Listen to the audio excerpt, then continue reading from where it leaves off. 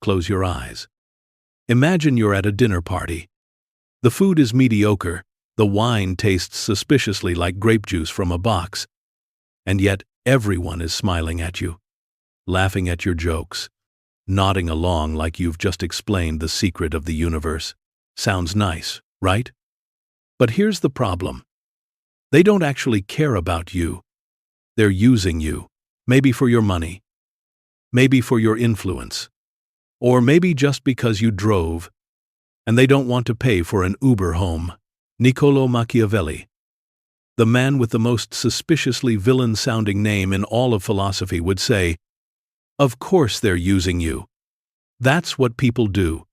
And honestly, he'd tell you to stop whining about it and start learning how to use them right back. Now don't panic. This isn't a TED Talk about how to manipulate your coworkers into giving you their staplers. This is a sleep story. A soft, soothing, sometimes ridiculous drift into the dark waters of Machiavelli's mind. So, tonight, as you lie there trying not to think about the emails you forgot to answer, I'm going to guide you gently through the world of the prince. We'll cover why people are terrible, why rulers are worse, and why Machiavelli probably wouldn't have been invited to many slumber parties. But don't worry, this won't be heavy. It will be cozy, funny, and just the right amount of cynical, because nothing lulls you to sleep quite like the reminder that everyone you know is secretly plotting against you. Sweet dreams. Let's begin. Close your eyes, breathe deeply, and picture Florence. Not the Florence you might know today, full of tourists, trying to angle their phones for a selfie with Michelangelo's David, but Florence of the early 1500s. Back then, the streets were narrower, the shadows were longer, and the air was filled with the smells of wood smoke, fresh bread, and occasionally, something less pleasant. Let's call it early modern plumbing. The cobblestones echoed with the clatter of horses' hooves, and merchants called out prices for wool and silk in voices so loud that even pigeons were probably rolling their tiny bird eyes. It is night now in our imagined Florence, the kind of warm Tuscan night where the air feels like velvet and carries the faint perfume of olive groves. Lamps burn with golden firelight, glowing through iron grates, illuminating the streets in little pockets of warmth. You might hear the distant sound of a lute, or perhaps a group of men debating politics in an alleyway, their voices rising and falling like waves. Florentine debates, by the way, could last hours, and they were never shy about raising their volume. If you've ever had neighbors argue passionately about who left the laundry in the machine, imagine that, but with togas and theories about republics. The city itself was alive, buzzing with a restless energy. Florence was, after all, a center of wealth and power, a city that had birthed geniuses like Dante and Leonardo da Vinci, a place where painters invented new ways of capturing light, where architects decided that buildings should be so magnificent that they practically bullied the sky into admiration. But beneath all that splendor, beneath the frescoes, the domes, the masterpieces, Florence was also a place of danger.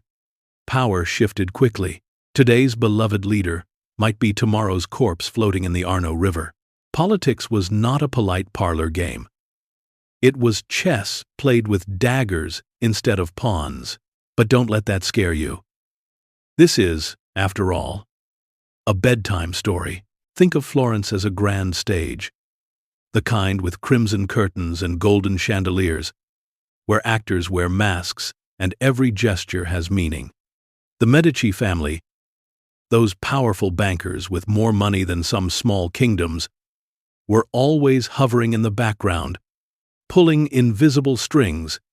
Opposing them were Republicans who believed Florence should be ruled by its citizens, not just by one very well-dressed family with suspiciously shiny rings.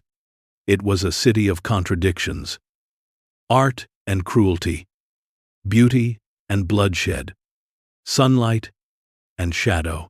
And into this world was born a man with a name that still sounds like the hiss of a snake. Niccolò Machiavelli. But we'll get to him soon.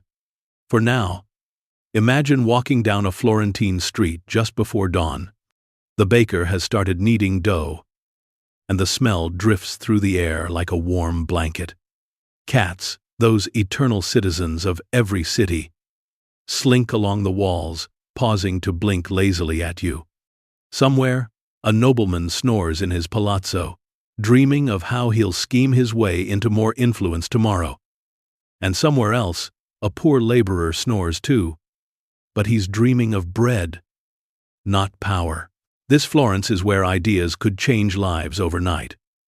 It was a place where artists painted ceilings that made people feel as though heaven itself had spilled onto the plaster. And it was also a place where citizens woke each morning not entirely sure who would be in charge by the end of the week. A prince? A republic? A family of bankers? Someone's ambitious cousin with a sword and a point to prove. Leadership was unstable, like a rickety chair, with one leg too short, wobbling until someone inevitably fell off. The city was never quiet for long. Bells rang to announce everything from weddings to executions. Priests thundered from pulpits, urging Florentines to repent, while merchants muttered about taxes and wool prices. Gossip spread faster than wildfire, and reputations could be destroyed by whispers. For all its beauty, Florence was a city that lived on edge. And yet, as you picture this place from your comfortable bed, the Florence of 500 years ago becomes almost like a lullaby. The voices fade into background hum. The clatter of horse hooves becomes rhythmic, and the golden lamps flickering against stone walls glow softer and softer. Florence was alive, but to us, peering back through the veil of centuries, it feels almost dreamlike. It is in this dreamscape, in this restless city of art and treachery, that we set the stage for Machiavelli. A man whose name would come to symbolize cunning, ruthlessness, and clever political maneuvering. But tonight, he will not be frightening. He will simply be another character in this nighttime story, walking the cobbled streets under the watchful eyes of statues and saints. So, let the city surround you. Let Florence's mixture of beauty and menace become the backdrop for the tale. The sky darkens, the bells fade, and the cobblestones cool under the starlight. You are safe, here in bed, but you are drifting slowly into a world where politics was theater, and where a certain man with sharp eyes and an even sharper pen was about to step onto the stage. Now that Florence is gently humming in the background, let's talk about the man himself. Niccolò Machiavelli. His name is one of those that instantly makes people squint with suspicion. Machiavellian has become an adjective for scheming, manipulative behavior, the kind of person who smiles at you while quietly plotting to steal your sandwich. But the real Machiavelli, as always, was a little more complicated. He was born in 1469, right in the heart of Florence. His family wasn't rich, but they weren't destitute either. They were respectable, educated, and perhaps a little bit tired of politics constantly turning their lives upside down. Niccolò grew up surrounded by the constant drama of Florentine power struggles. Imagine being a child and overhearing your parents whisper about assassinations the way modern families whisper about Netflix spoilers. It must have left an impression. As he grew, Machiavelli wasn't just book-smart. He was deeply curious about how power actually worked. Not how it was supposed to work, according to lofty ideals or moral codes, but how it really functioned in the gritty reality of city-states and kingdoms. It was as if he looked at politics and thought, "This isn't a church sermon. This is a street fight wearing fancy clothes." Machiavelli had a knack for words, which is both a blessing and a curse. A blessing because he could write with clarity and wit. A curse, because powerful people don't always appreciate someone pointing out the truth of their schemes. And Machiavelli was very good at doing just that. He became a diplomat for Florence, sent on missions to kings and popes, and he saw firsthand the games rulers played. He watched them lie with a smile, promise one thing and do another, and somehow manage to keep their thrones most of the time. And then there's his beard. Paintings of Machiavelli show him with that classic Renaissance look, sharp features, intelligent eyes, and facial hair that screams, "I spend a lot of time thinking about how to outwit you." His beard was not the flowing, dramatic beard of a philosopher like Socrates. It was more restrained, more practical, like a man too busy writing about power to fuss with extravagant grooming. But beneath the beard and the sharp features was a man obsessed with the puzzle of human nature. He didn't believe people were naturally good. He thought people were self-interested, fickle, and often cowardly. To him, human beings were like cats, affectionate when fed, loyal when comfortable, but quick to scratch and run the moment things go wrong. This view shaped everything he wrote. When Machiavelli talked about princes, rulers, and power, he wasn't trying to encourage cruelty for cruelty's sake. He was, in his mind, being brutally honest. If you are a ruler, he said, don't assume your people will stay loyal out of love. Love is fragile, fear is stronger, and if you have to choose between the two, well, better to be feared. Now, this doesn't mean Machiavelli himself was a heartless villain lurking in alleyways. He actually had friends. He wrote poetry. He loved theater. He even wrote comedic plays, which is something most people don't associate with the man. Imagine sitting down to watch a comedy written by the author of The Prince. The jokes would probably land something like, "Ha, the Duke is dead, but at least his enemies are confused." Still, by all accounts, his plays were funny. But what truly defined his life was politics. He served Florence during a time when the Medici family had been driven out, and the city tried being a republic again. Machiavelli thrived in this environment. He was given responsibility. He negotiated with foreign powers, and he felt important. He was, essentially, in the thick of the action, like a political reporter who also happened to be writing the secret playbook for rulers everywhere. Unfortunately, Florence was not a stable place, and eventually, the Medici returned to power, and when they did, they were not exactly thrilled with Machiavelli, who had worked for their rivals.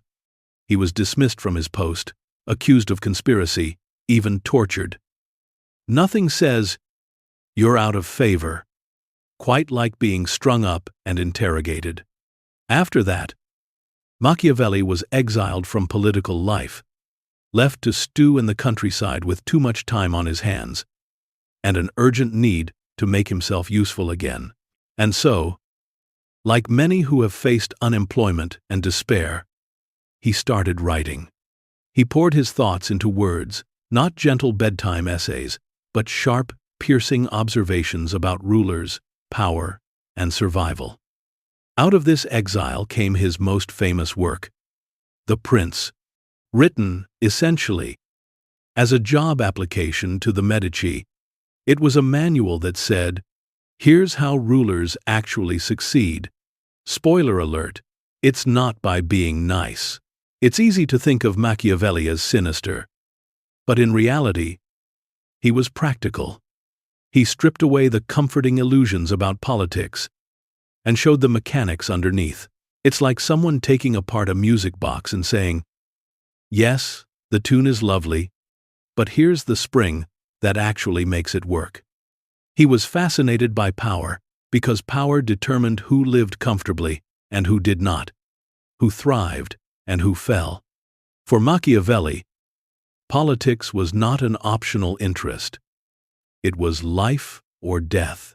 So as you drift deeper into rest, imagine him in his study, quill scratching on parchment, beard slightly uneven, mind buzzing with thoughts about princes and people, loyalty and betrayal. He is not a monster. He is not a saint. He is simply Machiavelli, the man who saw the world clearly, perhaps too clearly, and left us with words that still echo centuries later. The sun has set over Florence, and now the city takes on a quieter, softer tone. By day, Florence is bustling, bursting with commerce and chatter, merchants and artisans shouting over one another about the quality of their cloth or their spices. But at night, the soundscape changes. It slows, mellows, and grows into something that can almost lull you into a dream. Picture it. The streets are dimly lit by lanterns that hang from iron hooks fastened to stone walls. Their glow is not bright, not like the neon of our modern nights, but warm, golden, and gentle, as though the flames themselves are whispering.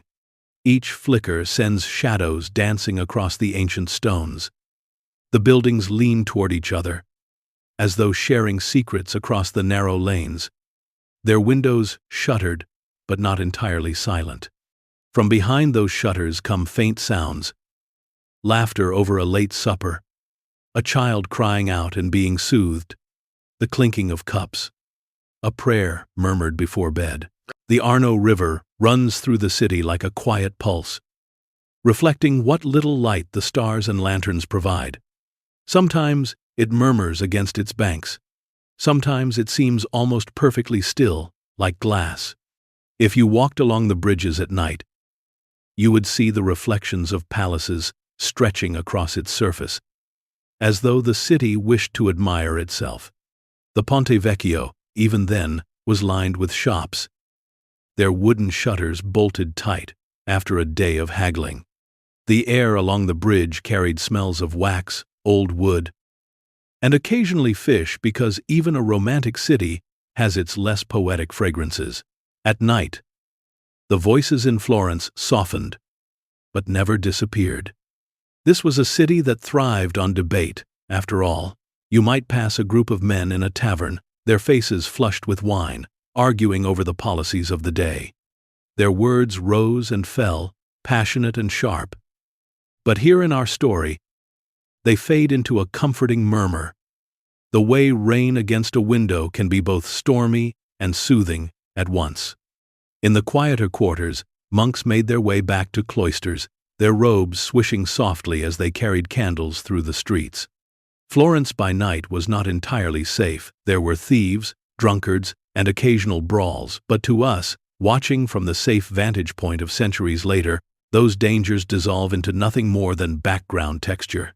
Above it all, the dome of Brunelleschi's cathedral rose, vast and solemn, silhouetted against the starlit sky. Even in darkness, it seemed to glow faintly, like a guardian watching over the sleeping city. The bells of the cathedral had already told their evening song, and now they rested, leaving silence that stretched out across the rooftops like a velvet blanket.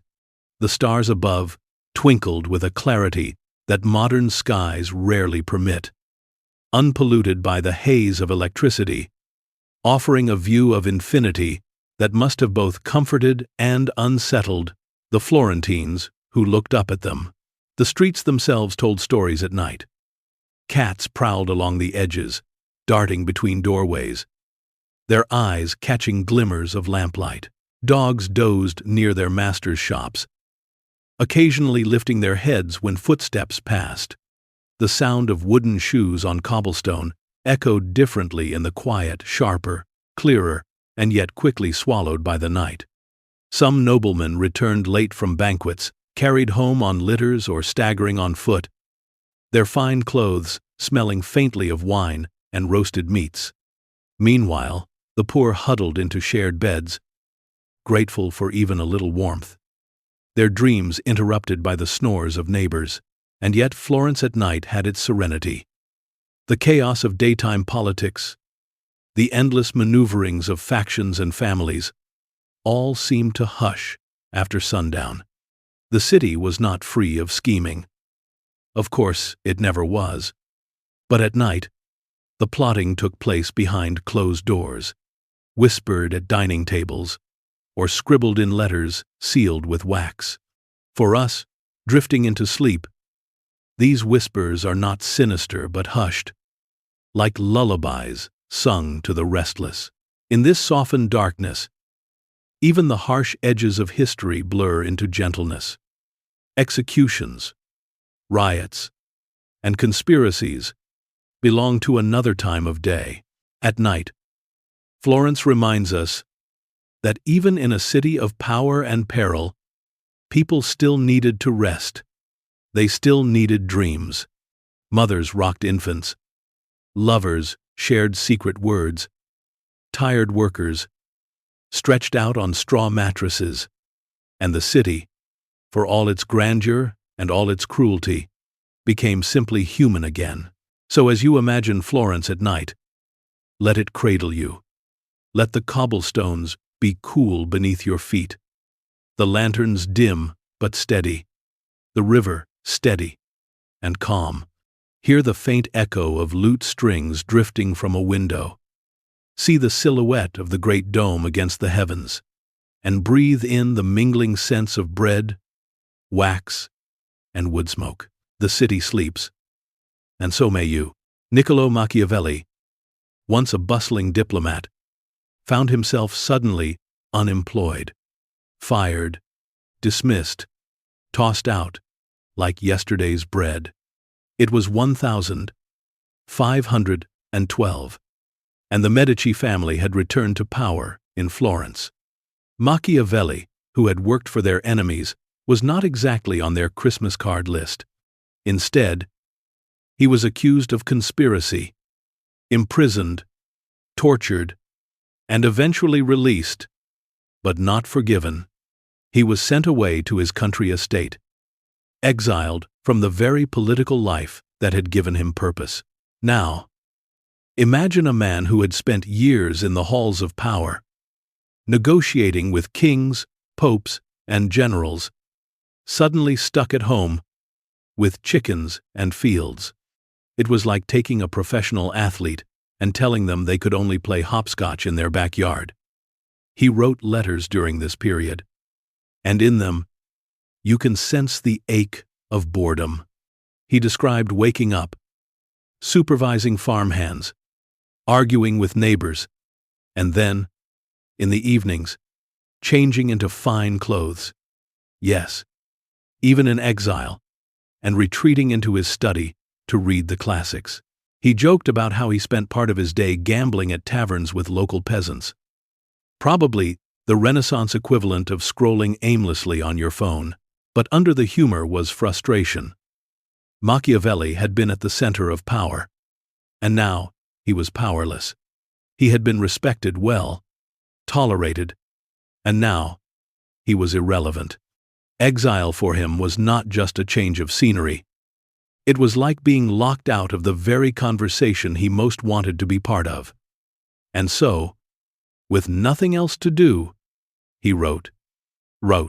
He poured himself into creating a book that would, he hoped, get him back into politics. That book was The Prince.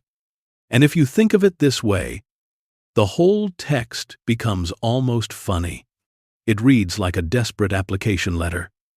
Dear Medici, please hire me again. Look, I've written you an entire manual on how to rule. It's blunt, it's practical, and it will make you look good. Love, Niccolo. But what he produced was more than a resume. It was a groundbreaking work of political thought, sharp and unflinching.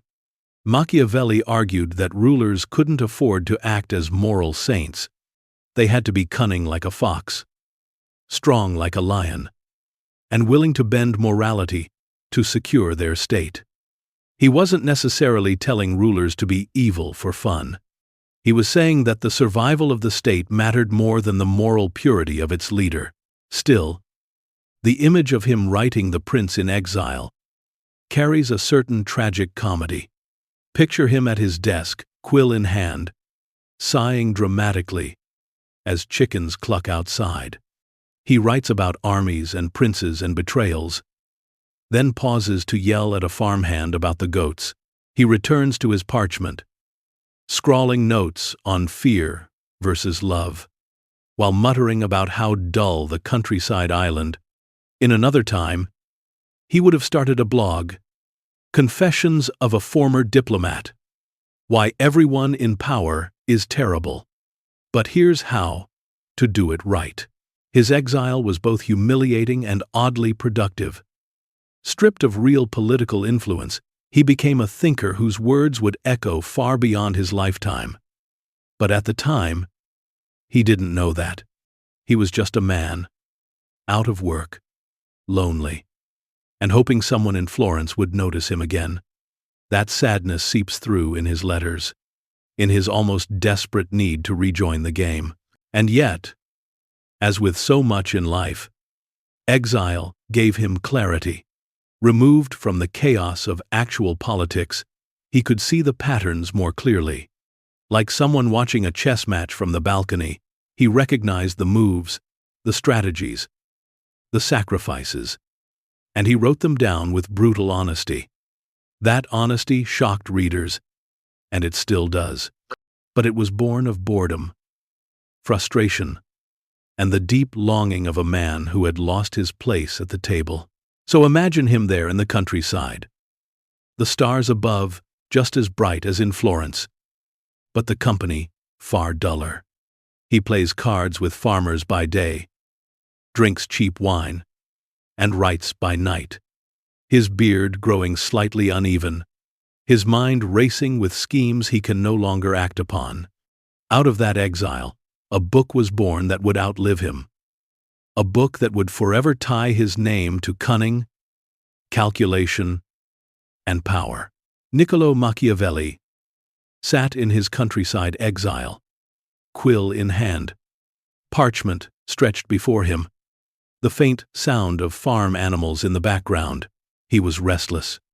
He had played enough dice games with peasants, drunk enough mediocre wine, and spent enough hours staring at the Tuscan hills, wondering how on earth he'd gone from Florence's diplomatic corps to being, well, basically a glorified chicken keeper.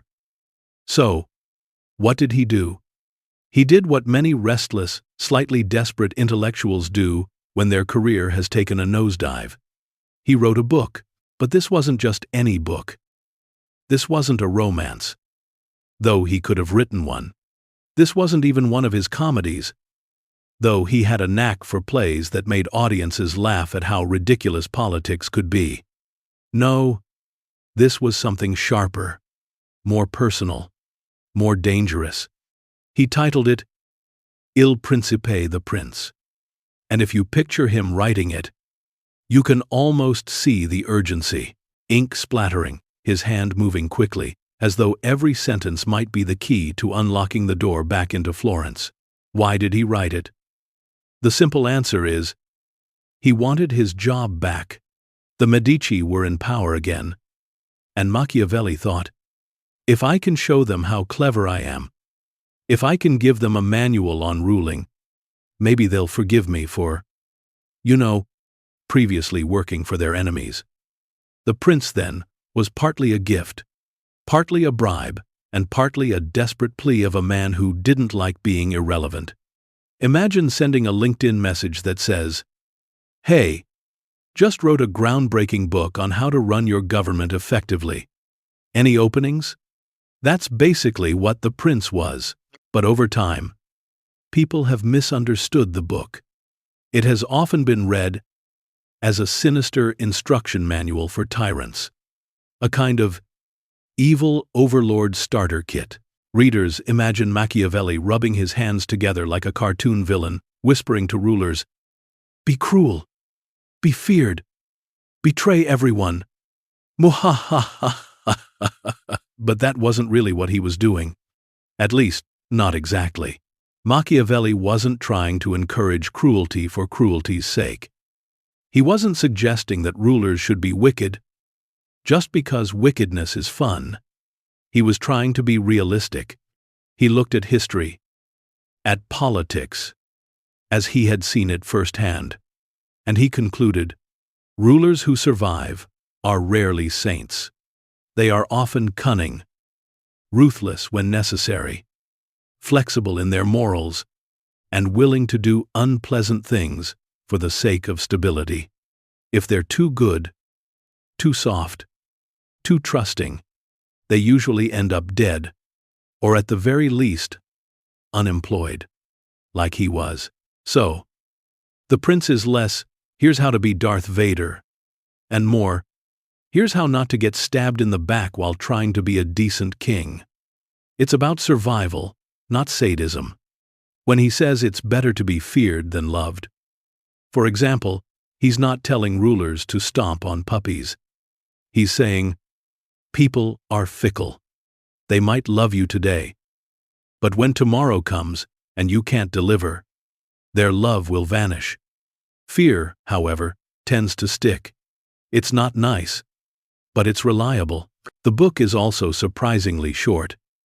You might expect a massive tome, but The Prince can be read in a couple of sittings. It's concise, sharp, like a dagger hidden under a cloak. It wastes no time dressing things up with flowery language. It's straightforward. As if Machiavelli knew his audience, the Medicis, didn't have patience for long-winded philosophy. He knew he had to get straight to the point. Here's how you keep power. Here's how you lose it. And here's why trying to be a saint will probably ruin you. Interestingly, The Prince wasn't even published in Machiavelli's lifetime. It circulated as a manuscript, whispered among the elite.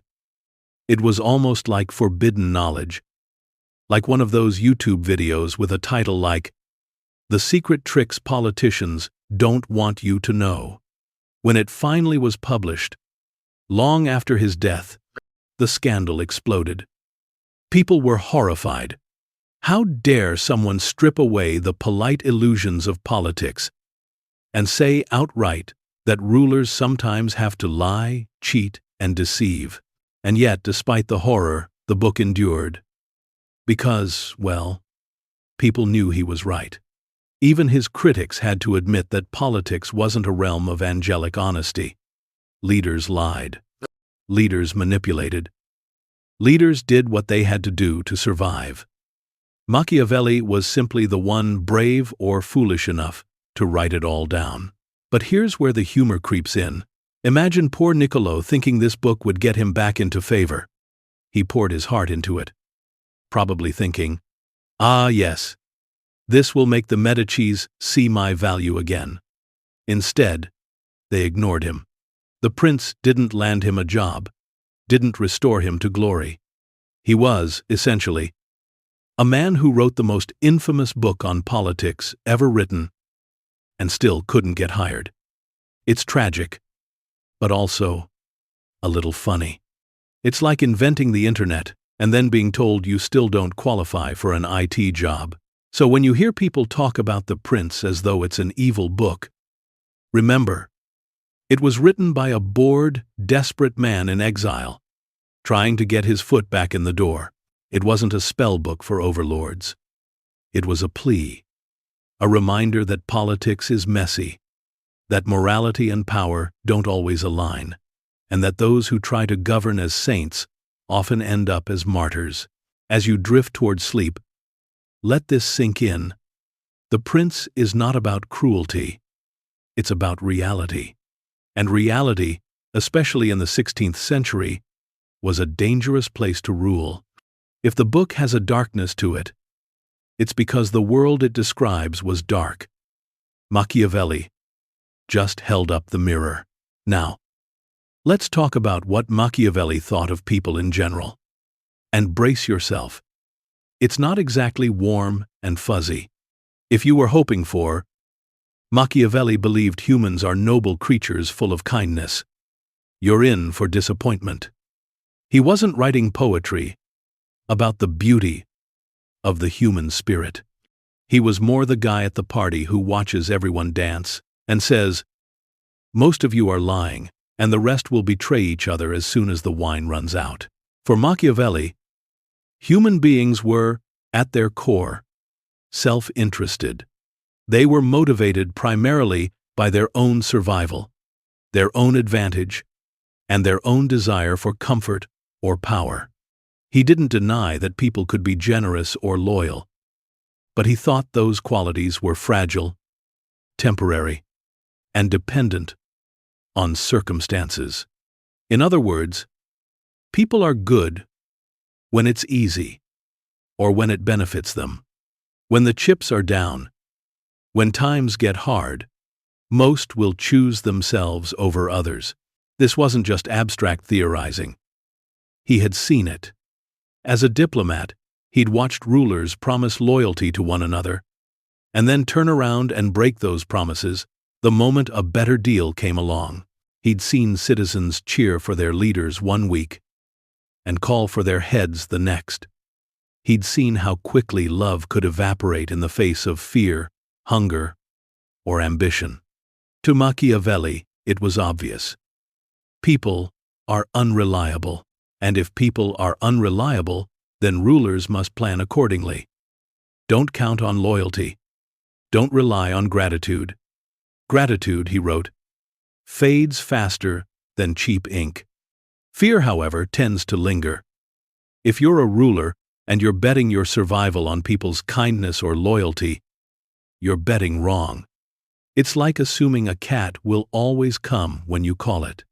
You might get lucky once or twice, but sooner or later, the cat is going to ignore you completely and probably knock something off the shelf while it's at it. This view makes Machiavelli sound cynical, but to him, it was just honesty.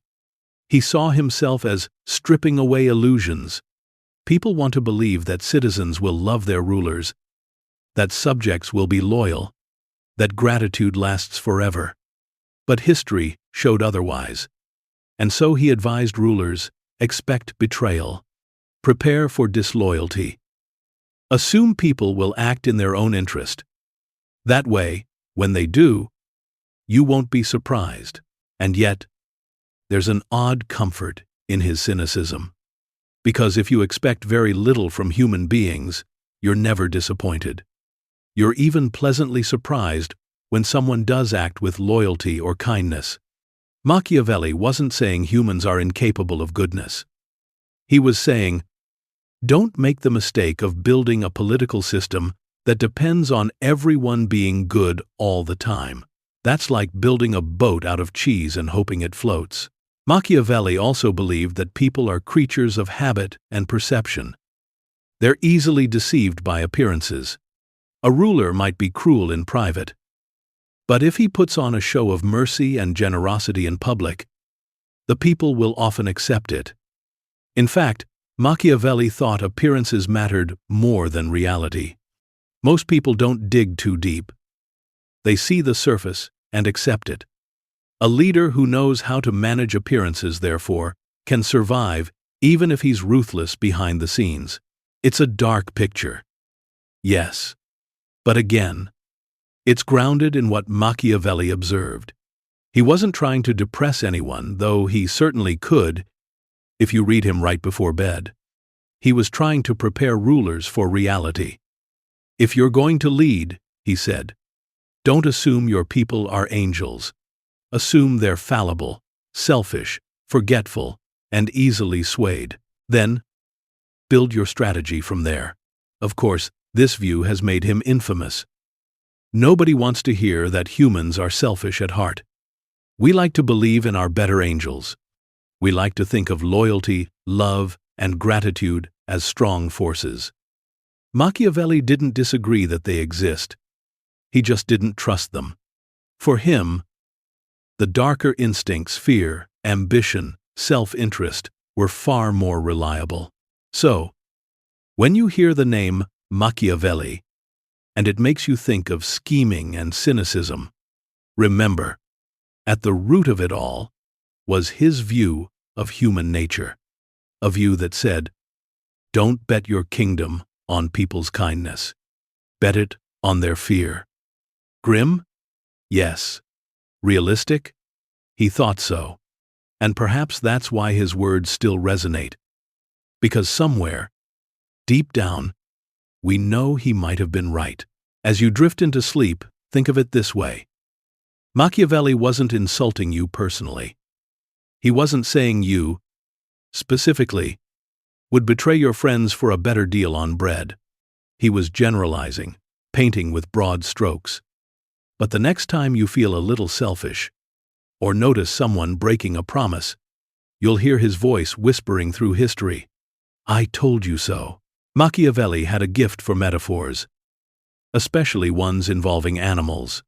He could have written about rulers in the usual dry, philosophical way, charts, theories, endless lists of Latin terms, but instead, he reached for creatures we all recognize. He painted politics not as abstract diagrams, but as the movements of a fox and the roars of a lion. And in doing so, he gave us one of the most enduring lessons in leadership, one that is as vivid now as it was 5 centuries ago. Let's start with the lion. Picture it. Massive, golden mane, teeth like ivory daggers, the king of the jungle, or, in Machiavelli's case, the king of the Renaissance imagination. The lion represents strength, raw force, the ability to terrify enemies simply by existing. The lion doesn't need to sneak. The lion doesn't need to whisper. The lion simply shows up, growls, and everyone else decides it's probably best to move out of the way. In politics, the lion is the power of armies, the show of military force, the ruler who commands respect or fear through sheer might. But Machiavelli was quick to point out, being only a lion isn't enough. Yes, strength is impressive, and yes, it can keep enemies at bay, but lions are not particularly clever. They can be trapped, tricked, and outwitted. A lion can overpower a wolf in combat, but a cunning fox might lure the lion into a pit, or distract it long enough to make off with the spoils. So, relying solely on brute strength leaves a ruler vulnerable.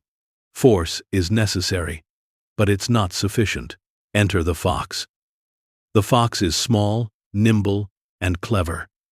It can spot traps, it can sneak past dangers, and it can use deception to survive. A fox isn't going to win in a head-to-head wrestling match with a lion or a bear, but it doesn't need to. The fox avoids situations where brute strength is required. It uses cunning, subtlety, and yes, occasionally outright trickery to achieve its ends. In politics, the fox represents diplomacy, guile, manipulation, the ability to survive through wit rather than muscle. And here's the key. Machiavelli says a ruler must learn to be both. To succeed, a prince must be as strong as a lion and as cunning as a fox. If you are only a lion, you'll be trapped. If you are only a fox, you'll be overpowered. But together, together, you are dangerous. Together, you are resilient. Together, you can fight and trick, defend and deceive, inspire fear and avoid capture. It's a simple metaphor, but also profound. Think about modern life. Imagine a manager who is all lion, constantly roaring at employees, throwing their weight around, demanding obedience through force. They may get compliance in the short term, but eventually, people will resent them, find ways around them, or quietly sabotage them. Now imagine a manager who is all fox, clever, smooth, manipulative. They might get away with it for a while, but sooner or later, people catch on. They see through the tricks, and when confrontation comes, the fox has no claws. But combine the two, the decisive authority of the lion with the cunning adaptability of the fox, and you have someone formidable. Machiavelli wasn't the first to use animal metaphors, of course. Fables had been teaching lessons with animals for centuries, but what made his use striking was the context. He wasn't talking about bedtime morality tales for children. He was giving rulers advice that could mean the difference between survival and assassination. His message was blunt. Don't be naive. Learn from animals. Be strong, yes, but also be clever. Be feared, but also know when to deceive. Now, the humor here is obvious when you think about Machiavelli himself. Imagine him, a wiry man with a sharp nose and sharp eyes, sitting at his desk, scribbling about lions and foxes, while the actual lions of the Renaissance giant armies, ruthless dukes, stalked across Europe. It's almost endearing. He knew he wasn't a lion himself. He didn't command armies. But he was certainly a fox. He had survived the treacherous world of Florentine politics as long as he had because he could see traps, dodge dangers, and write with a cleverness that still echoes centuries later. And in a sense, the fox and the lion aren't just metaphors for rulers. They're metaphors for all of us. We all need a bit of both. There are times in life when you must roar, when you must stand firm, plant your feet, and show strength. And there are times when you must be subtle, when you must maneuver quietly, avoid confrontation, and outthink the dangers around you. If you lean too much on one side, you risk downfall. But balance the two, and you are much more likely to survive the jungle, whether that jungle is a Renaissance court or your Monday morning office meeting. So as you drift toward sleep, let the lion and the fox keep you company. Hear the soft prowl of the fox through the underbrush, clever eyes gleaming in the dark. Hear the low rumble of the lion, steady and powerful, echoing across the savanna of your dreams.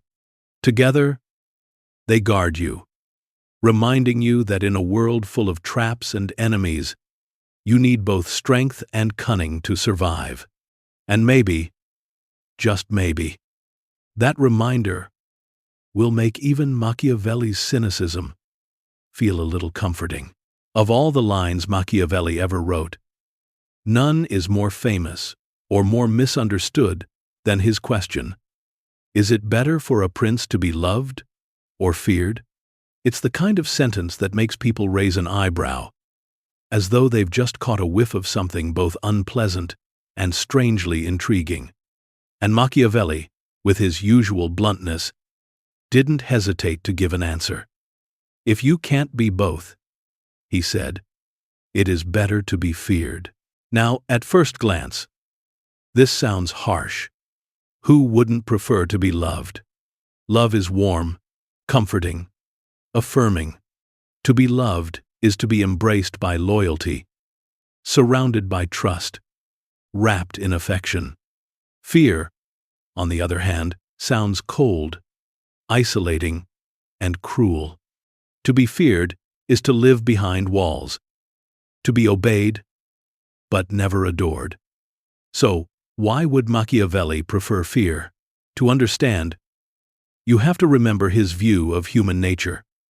He thought people were fickle, self-interested, quick to abandon you when things turned sour. Love, he argued, is voluntary. People love you as long as you keep giving them what they want. But the moment you fail, the moment life grows hard, their love vanishes like morning mist. Gratitude, loyalty, affection, beautiful in theory, but fragile in practice. Fear, however, has teeth. Fear is not voluntary. Fear makes people obey even when they don't want to.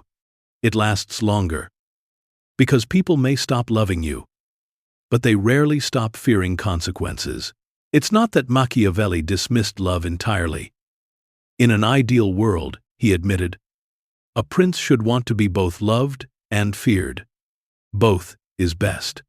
But if forced to choose, if the world requires a decision, he leaned toward fear, not out of cruelty, but out of practicality. Better to be safe with fear than vulnerable with love. Now, let's pause and imagine this as bedtime advice. You, lying in bed, listening to Machiavelli whisper, "Fear lasts longer than love." Comforting, right? Like a lullaby sung by a very intense uncle. But if you soften it, if you understand it in context, it becomes less sinister and more like hard-won realism. He was saying, don't build your leadership on fragile foundations. Don't rely on people's affection to keep you safe. Build on something sturdier, something less likely to vanish when the wind changes. And of course, Machiavelli added an important caveat: avoid being hated. Fear is useful. Hatred is dangerous. A ruler who inspires hatred risks rebellion. Fear must be balanced.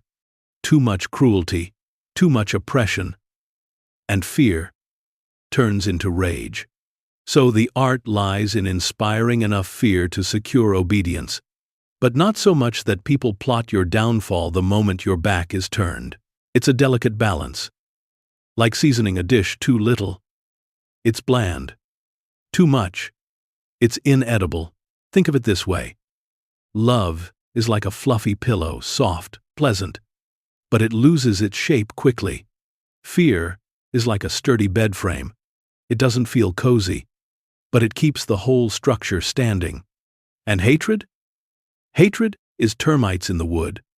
Once it sets in, the whole thing collapses. It's worth noting, too, that Machiavelli lived in an era when rulers who leaned too heavily on love often found themselves assassinated. Being too nice, too trusting, too dependent on affection was, in his eyes, a death sentence. He wasn't speaking in abstractions. He was speaking from observation. He had seen rulers loved one year and exiled or executed the next. He'd seen the dangers of fragile loyalty. So, when he chose fear, it wasn't because he relished cruelty. It was because he valued survival. For him, politics wasn't about being admired. It was about staying alive and keeping power long enough to achieve stability. And in a world as volatile as Renaissance Italy, that was no small feat. As you drift deeper into your own calm night, perhaps there's something oddly reassuring about his perspective. Life doesn't require you to choose between being loved or feared, at least not most of the time. But the idea that love is fragile, while fear has durability, might explain why we cling to certain structures, certain rules, certain authorities, even when we grumble about them. Because in the end, part of us craves the stability that fear, in moderation, can provide. So close your eyes and imagine Machiavelli in his study, quill scratching, muttering to himself, loved or feared, better feared. Not a villain's cackle, but a weary man's conclusion. It's not about cruelty, it's about certainty. And as unsettling as it sounds, it is also, in its way, a lullaby of realism, a reminder that even in the chaos of human hearts, patterns remain. Imagine yourself lying comfortably in bed, your blankets pulled up, the pillow soft beneath your head. The room is calm. The night outside is quiet. And in this safe space, we can talk about something Machiavelli never stopped thinking about: the strange balance between love and fear. Now, in most bedtime stories, you'd expect me to say something about the power of love, how it conquers all, how it is eternal. But Machiavelli was not in the business of bedtime comfort. He was in the business of political survival. And for him, love was fragile. Fear was reliable. To understand why, let's use a cozy analogy. Picture yourself as the owner of a cat. A very affectionate cat. When you feed the cat, scratch behind its ears and let it nap in the sunny spot on the couch. The cat seems to adore you. It purrs. It rubs against your leg. It follows you around the house. It looks like love, doesn't it? But now imagine forgetting to feed the cat. Imagine accidentally stepping on its tail. Suddenly, that love evaporates.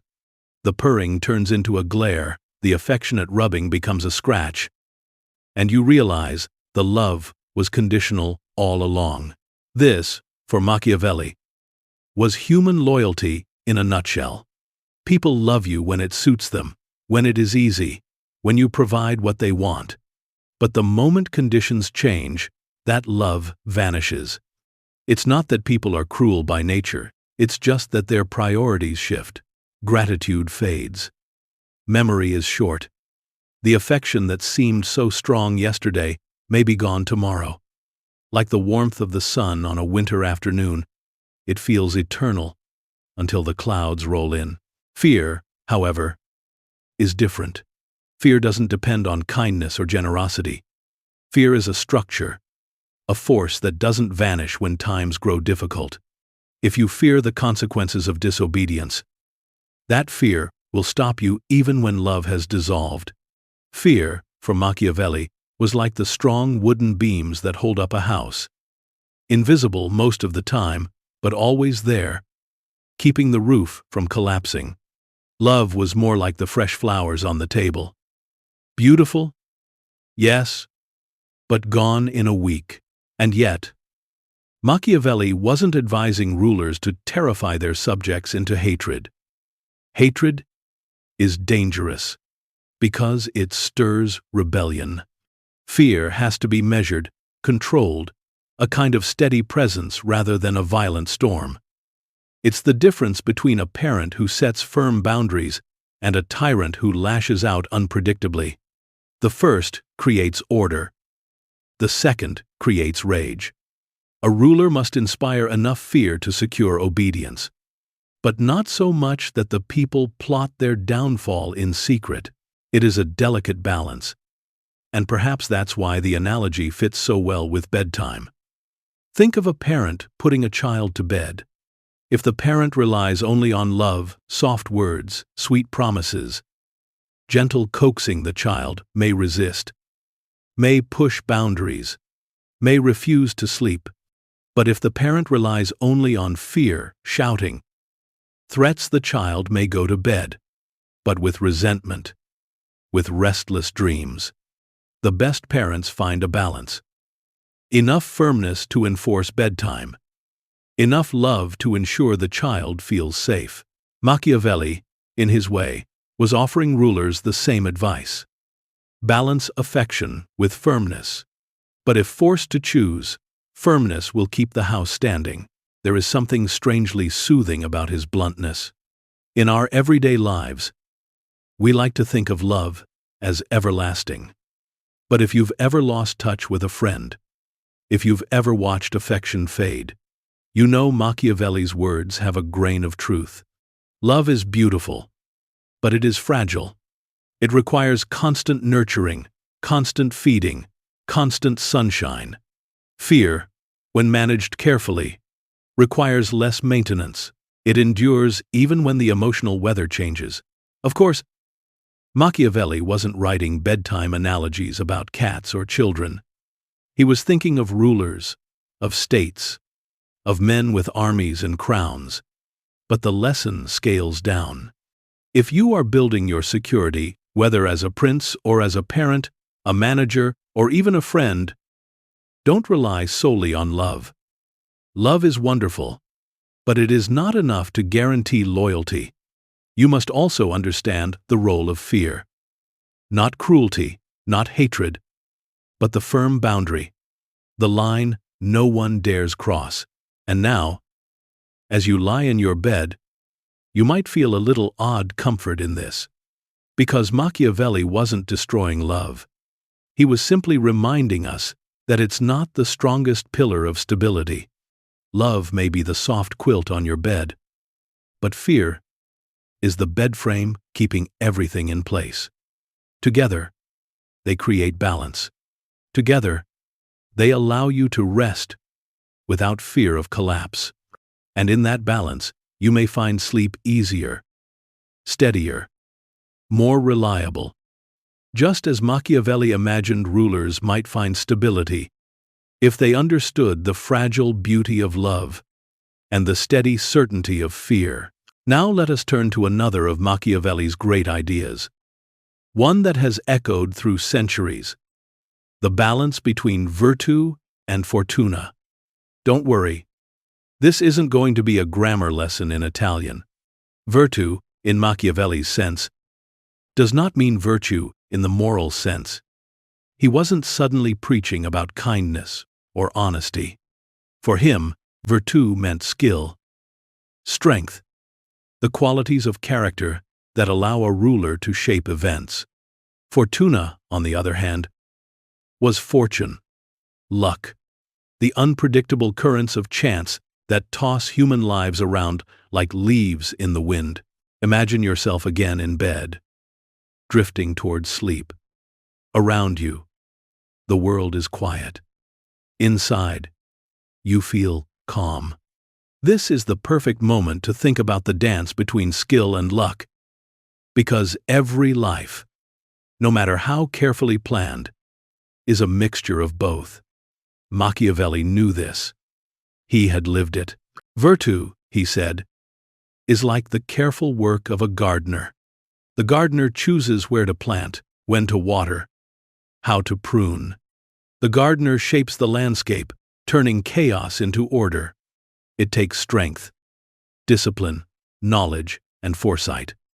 A good gardener cannot control the weather, but he can prepare the soil, train the vines, and build structures that endure. That is virtù. The human ability to impose some measure of control on the world through skill and willpower. Fortuna, though, is the weather itself, the sudden storm that washes away the crops, the unexpected sunshine that makes everything bloom, the frost that comes too early. Fortune is the unpredictable, the uncontrollable, the wild. Machiavelli described fortuna as a river, sometimes gentle, sometimes raging, capable of flooding and destroying everything in its path. The wise ruler, like the wise gardener, cannot stop the river, but he can build dikes, dams, and channels to manage it. This interplay between virtù and fortuna makes a perfect bedtime metaphor. Your day, after all, was filled with both. The things you controlled, your decisions, your choices, your actions, were your virtù. The things you couldn't control, the weather, the delays, the random encounters, were your fortuna. Life is a blend of both, and the secret is learning when to exert skill and when to yield to luck. Machiavelli admired those rulers who embodied virtù, who refused to be passive in the face of fortune. He thought that fortune favored the bold, the decisive, those who seized opportunities rather than waiting timidly. And yet, he knew fortune could undo even the boldest prince. He had seen it himself. One day, Florence was free. The next, the Medici returned. One day, he was a diplomat. The next, he was in exile. Fortuna is fickle, and even the strongest cannot escape its touch. But here's the comfort. Machiavelli believed that while fortune controls half of our lives, the other half is ours to shape. Half may belong to chance, but half belongs to us. And half, even in a chaotic world, is a great deal. It means that through skill, discipline, and wisdom, we can prepare ourselves to withstand fortune's blows and seize fortune's gifts. So, as you drift into sleep, imagine yourself as both gardener and river watcher. You plant seeds, you water them, you nurture them, that is your virtù. And then you look at the sky, at the shifting clouds, at the possibility of rain, that is fortuna. You cannot command the rain, but you can prepare your garden to survive whatever comes. You cannot dictate the river, but you can build your banks to withstand its floods. This, in essence, was Machiavelli's philosophy of life. Don't curse fortune for being cruel. Don't expect skill alone to save you. Accept the mixture, the dance, the interplay. Life is part control, part chance, and wisdom lies in knowing the difference.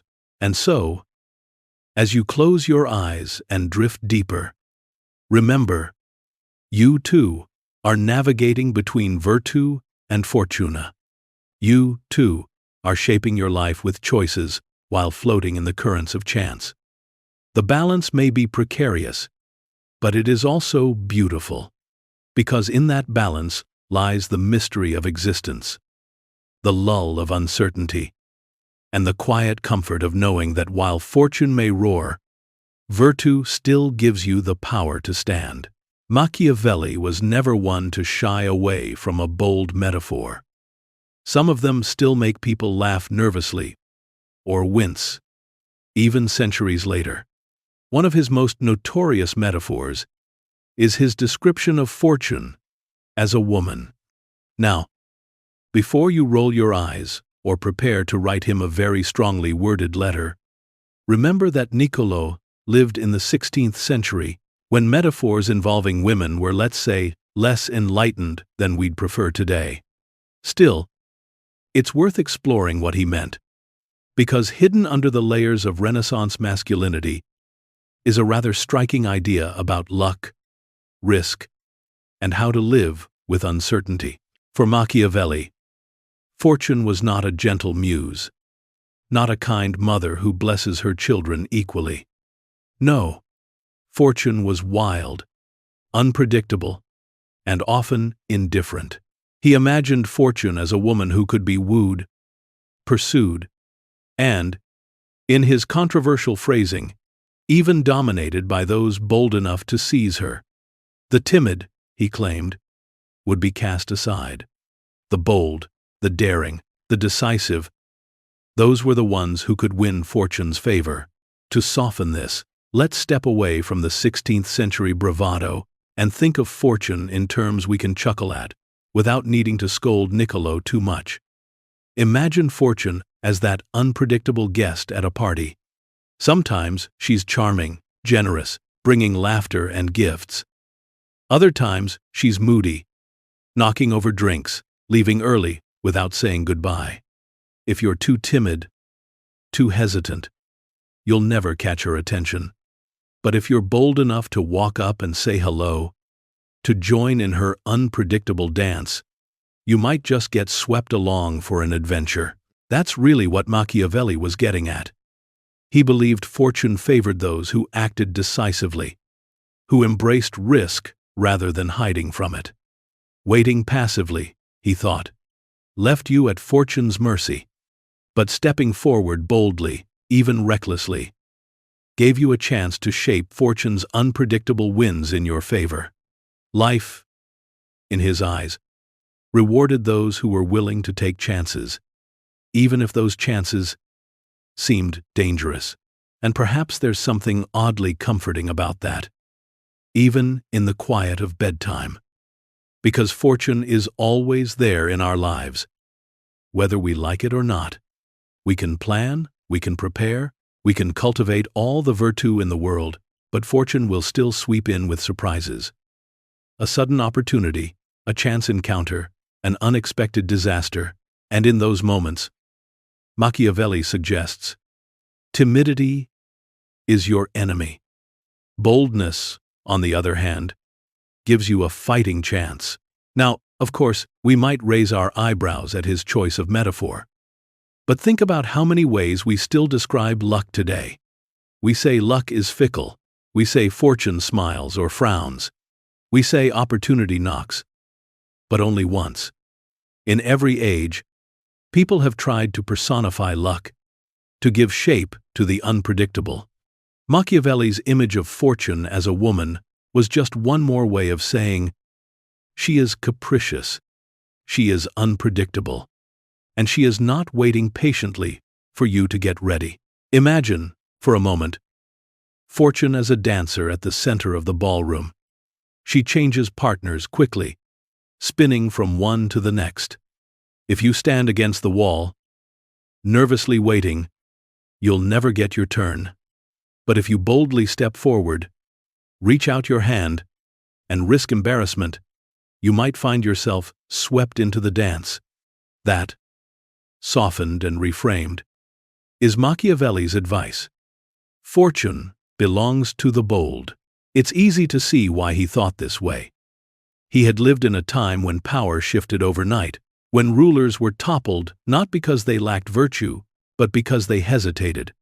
He watched timid leaders lose their states, while daring ones, even reckless ones, sometimes triumphed.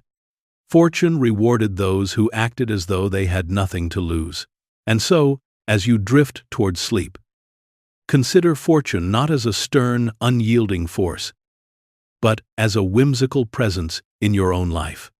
She may be unpredictable, yes, but she can also surprise you with moments of joy, of opportunity, of unexpected gifts. Don't fear her. Don't hide from her. When the moment comes, step boldly into her dance. That is all Machiavelli really meant.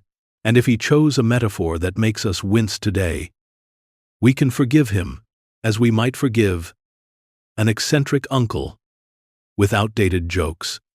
We take the truth behind his words, soften it, reshape it, and let it comfort us instead of disturb us. Fortune is wild. Fortune is unpredictable. But fortune, too, can be embraced. And maybe, just maybe, fortune is waiting for you to be bold enough to join the dance. Of all the subjects to drift off to sleep with, soldiers and armies might seem the least likely. After all, armies are loud, chaotic things, marching boots, clashing swords, cannons firing. Hardly soothing.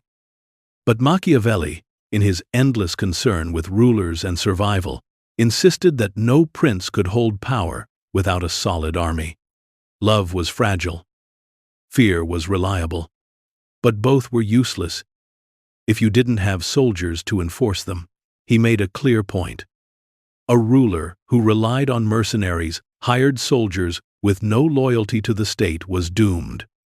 Mercenaries fight for money, not love of country. They fight bravely when the pay is good, and they disappear when the pay dries up. Imagine trying to rely on a babysitter who only stays in the room when there are cookies. The moment the cookies are gone, so are they. That was Machiavelli's view of mercenaries. Unreliable, dangerous, and often more trouble than they were worth. Instead, he argued, a ruler needed his own army citizens trained and loyal, fighting for their own land. Only such an army could guarantee true stability. And yet, thinking of soldiers in a Machiavellian bedtime story doesn't have to be frightening. Imagine instead rows of tiny toy soldiers, their wooden feet tapping softly against the floor, their tin helmets gleaming under the lamplight. They march not with the crash of thunder, but with the gentle rhythm of a lullaby. Left, right, left, right, a steady sound that carries you closer to sleep. Machiavelli, of course, was deadly serious about it. He had watched Florence stumble again and again because it relied on mercenaries. He saw battles lost not because of weak rulers, but because of weak soldiers. To him, this wasn't abstract. It was survival. Without soldiers of your own, he said, you are like a person who borrows someone else's blanket on a cold night. It may keep you warm for an hour, but the moment they want it back, you're shivering. There's humor in imagining Machiavelli lecturing about armies while chickens clucked in the background of his exile. Here was a man writing about soldiers, swords, and discipline, while in reality, his daily battles were probably with stubborn goats and uncooperative farmhands. And yet, his point holds. Power is fragile if it cannot defend itself. A prince without soldiers is like a castle made of sand, beautiful perhaps, but washed away at the first strong tide. Still, let's imagine these soldiers as dreamlike figures, not grim warriors. Picture them shrinking down, becoming small enough to fit in the palm of your hand. They march in formation across your bedside table. But instead of weapons, they carry feathers. Instead of armor, they wear pajamas. Their mission is not conquest but comfort. Their discipline is not in battle, but in tucking you gently into bed. These are Machiavelli's dream soldiers, defenders of your rest, guardians of your slumber. And there's a truth hidden in the absurdity. Armies, like so much else in Machiavelli's thought, were metaphors for preparation, for security, for the structures that keep chaos at bay. In our own lives, we don't need literal soldiers to guard us, but we do need routines, protections, and habits that act like armies. The nightly ritual of brushing your teeth, pulling up the blankets, dimming the light. These are your soldiers, loyal and steady, marching into place to defend your peace. So while Machiavelli thundered about the dangers of mercenaries and the necessity of standing armies, we can translate it into something softer. Don't rely on borrowed comforts. Don't trust your safety to others who have no stake in it. Build your own defenses, your own routines, your own quiet army of habits and rituals. And when they stand in formation each night, you can rest, knowing you are protected. In this way, even Machiavelli's stern talk of soldiers becomes a lullaby. The tramp of boots is no longer frightening but steady, rhythmic, like rain on the roof. The discipline of armies becomes not preparation for battle, but preparation for sleep. And the certainty that loyal soldiers bring to a ruler becomes the certainty that loyal habits bring to your bedtime. Close your eyes then, and hear the soldiers march softly away. Left, right, left, right. They are not fighting battles tonight. They are keeping watch at the edges of your dreams, ensuring that no stray worry, no wandering fear, disturbs your rest. That, after all, is the truest army of all. If you've ever lived with a cat, you already know something Machiavelli insisted upon centuries ago. Everyone lies. Cats are masters of it. They sit by the food bowl, meowing pitifully, as though they haven't eaten in days. When you know very well, they just polished off half a tin of tuna. They blink up at you with wide, innocent eyes, all while plotting to knock a glass off the counter just to watch it shatter. Your cat, in other words, has already read Machiavelli's The Prince, or at least absorbed its spirit. Deception, for Machiavelli, wasn't some accidental flaw in human character. It was central to how power works. Leaders lie, followers lie, citizens lie, enemies lie, and honestly, everyone lies to themselves, too, just to keep their own egos intact. He didn't see this as tragic. Exactly, it was just how the world worked. Expecting everyone to be honest all the time was, in his eyes, about as foolish as expecting cats to respect your personal property. But Machiavelli didn't just say, "People lie." Oh well. He turned it into practical advice. A ruler, he argued, must learn to deceive and to detect deception. Appearances matter more than reality. If people believe you are merciful, generous, and honest, they will treat you as though you are, even if you're actually scheming behind the scenes. The trick is to look virtuous, not necessarily to be virtuous. This sounds unsettling at first. No one likes the idea of being lied to, manipulated by carefully crafted appearances. But then think about your everyday life. Advertisements do it constantly. That shiny burger in the commercial is never the same limp sandwich you unwrap at the drive-thru.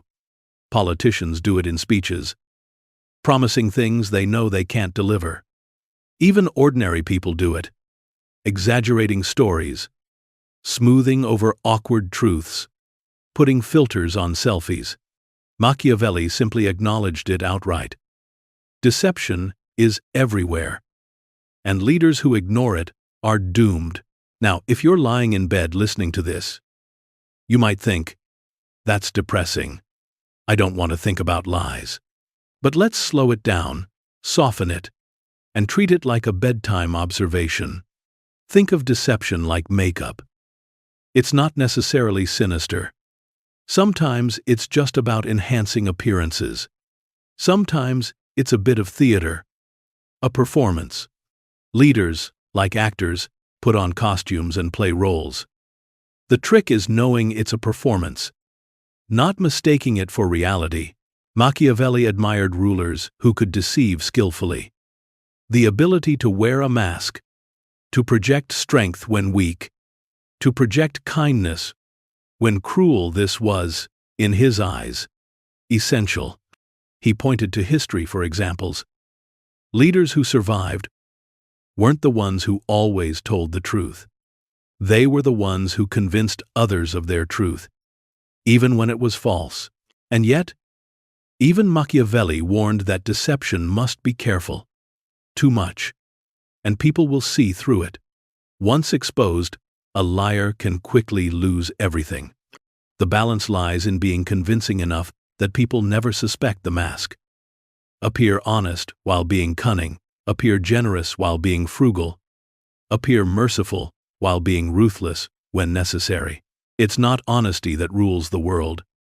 He insisted it's the perception of honesty. Here's the cozy twist, though. If you accept that everyone lies, it can actually feel strangely comforting. You stop expecting perfection. You stop demanding complete honesty.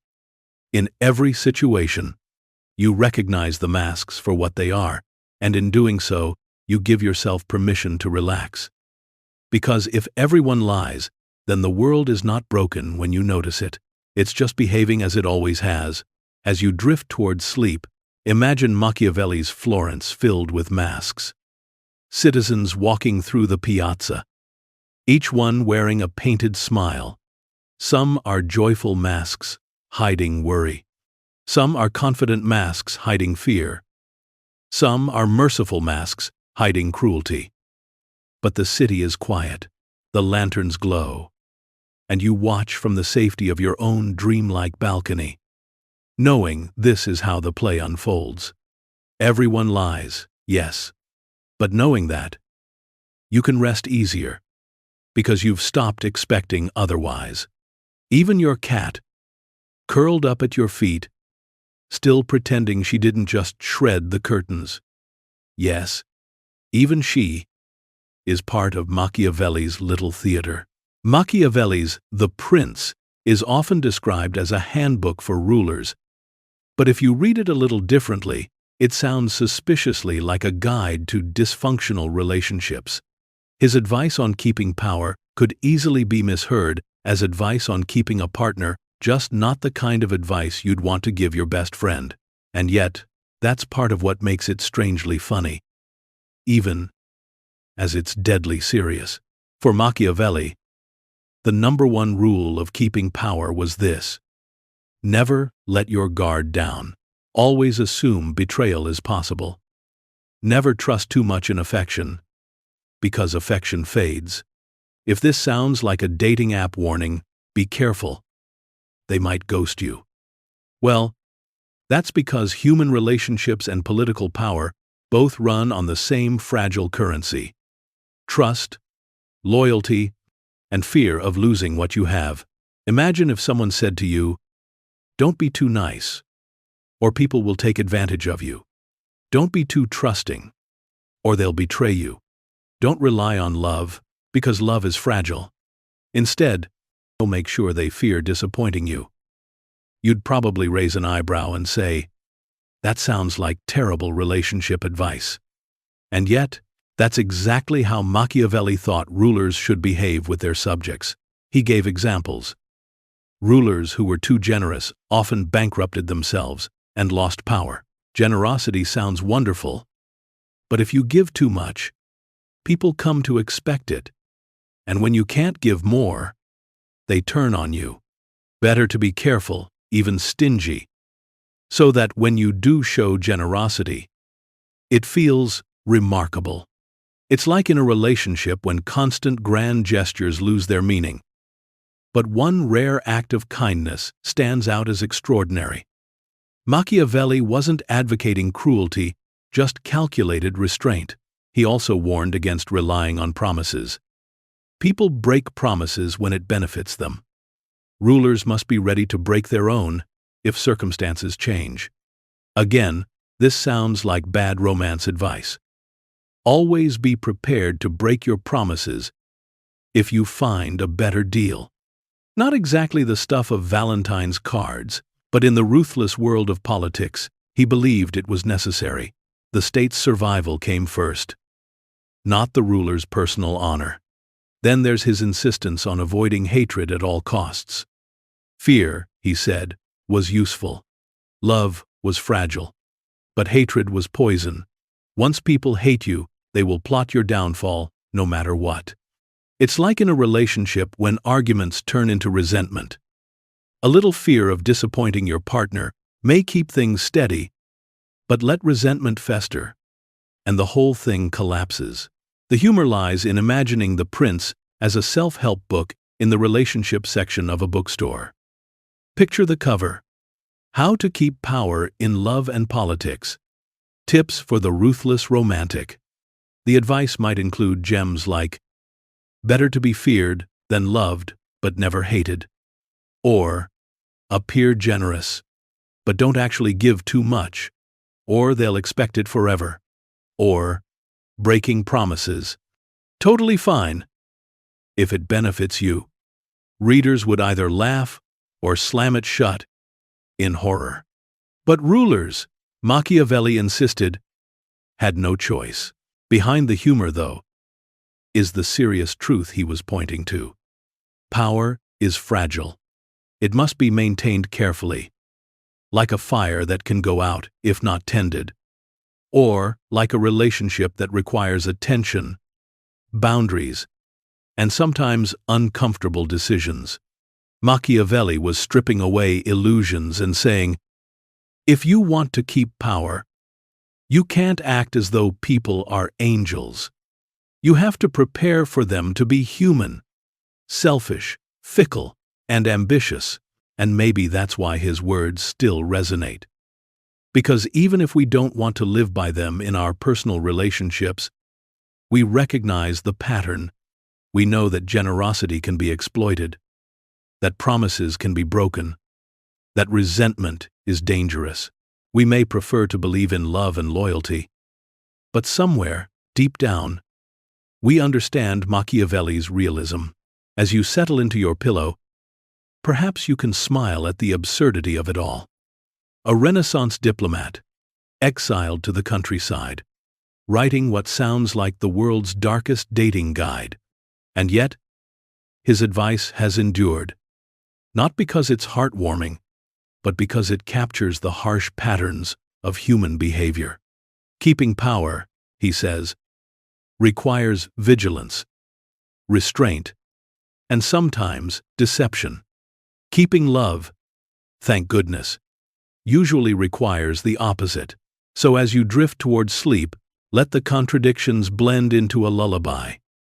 Love may be fragile, fear may be reliable, promises may be broken, and power may be fleeting. But in this quiet moment, none of that matters. Because in your bed, under your blankets, you hold the only power Machiavelli never wrote about, the power to close your eyes, let go of politics, and surrender to rest. Betrayal is one of those words that sounds dramatic, fit for tragedies, whispered in Shakespearean tones with daggers and poison. But for Machiavelli, betrayal was less about epic theater and more about everyday reality. People betray, he believed, not because they are uniquely evil, but because they are human. And being human means being self-interested, forgetful, and a little fickle when the winds of fortune shift. Think back to your own life. Have you ever had a friend cancel plans at the last minute because something more important came up? That's betrayal. In miniature. Not the kind that topples kingdoms, but the kind that makes you sigh and eat the dessert you bought for two all by yourself. Machiavelli would say, of course, people do this. They always choose their interests first, and loyalty, though beautiful in theory, bends quickly under pressure. Machiavelli wrote at a time when political betrayals were constant. Alliances between states were like paper boats floating on a river. They looked solid when launched, but within minutes they were soggy and collapsing. One week Florence was allied with France, the next week with Spain, the next week betrayed by both. Leaders promised friendship, then turned at the first sign of advantage. He saw this again and again, and instead of being shocked, he began to assume betrayal was the rule, not the exception. The cozy way to think about this, here in the dark before sleep, is to see betrayal not as personal cruelty, but as a law of human nature, like gravity. Just as you expect an apple to fall when you drop it, Machiavelli expected loyalty to collapse when tested. And if you expect it, you are less wounded when it comes. You may still be sad, but you are not surprised. There's almost a strange kindness in his cynicism. He was teaching rulers not to build fragile castles of trust that would inevitably crumble. Better, he said, to build stone walls of caution, to assume that betrayal could arrive any moment, and to be prepared. If people remained loyal, wonderful. If not, you survived anyway. It's a little sad, isn't it? To imagine trust treated as so fragile, as something to be held lightly, because it will almost certainly slip away. But think of it another way. The moments when people do remain loyal become even more precious. A friend who stays through hardship. A partner who keeps a promise even when it costs them. A citizen who defends their city when it is under siege. Those moments shine like lanterns in the dark. They are rare, but perhaps more meaningful because of their rarity. Machiavelli also noted that betrayal often comes not from enemies but from friends. Enemies are predictable. You know they are out to harm you. Friends, however, have access to your secrets, your weaknesses. They know the path to your heart, and, if tempted, to your downfall. This was a painful truth in his world, and one that rulers ignored at their peril. Better to expect betrayal from those closest, he suggested, than to be blindsided when it arrives. And yet, even as you hear these harsh words, imagine them softened in the stillness of night. Betrayal, in Machiavelli's telling, was not always malicious. Often, it was simply survival. People betray when they are hungry, when they are frightened, when they see a chance for advantage they cannot resist. It is less villainy than frailty, less cruelty than desperation. Seeing it that way doesn't erase the pain, but it makes it easier to forgive. As you drift into sleep, you might think of trust as a delicate glass ornament, beautiful, glittering, worth treasuring, but fragile. Handle it gently. Expect it may break. And when it does, remember that it was always delicate by nature. This is what Machiavelli was really saying. Not that betrayal is good, but that betrayal is inevitable. And with that inevitability acknowledged, you can rest more easily, no longer clinging to the illusion that trust is unbreakable, but appreciating its beauty for as long as it lasts. Few philosophers have suffered from worse branding than Niccolò Machiavelli. His name, once simply a Florentine surname, has become a byword for cunning, deceit, and ruthless manipulation. To call someone Machiavellian today is rarely a compliment. It suggests scheming in the shadows, manipulating everyone, rubbing your hands together like a villain in a cartoon. Poor Niccolò never intended for his name to become an insult. And yet, that is what history handed him. The irony is that he didn't invent cruelty or manipulation. He didn't create lies or betrayal. He simply described them honestly. But in doing so, he earned a reputation darker than many of the rulers who actually practiced the things he only wrote about. Imagine being remembered not for committing crimes, but for pointing out that crimes happen. That was Machiavelli's fate. Part of this reputation comes from the prince itself. When it was finally published after his death, readers were scandalized. Here was a book that seemed to praise lying, deception, and ruthlessness. It didn't whisper comforting words about morality. It shouted blunt truths. People are selfish. Rulers must be cunning. Survival is more important than goodness.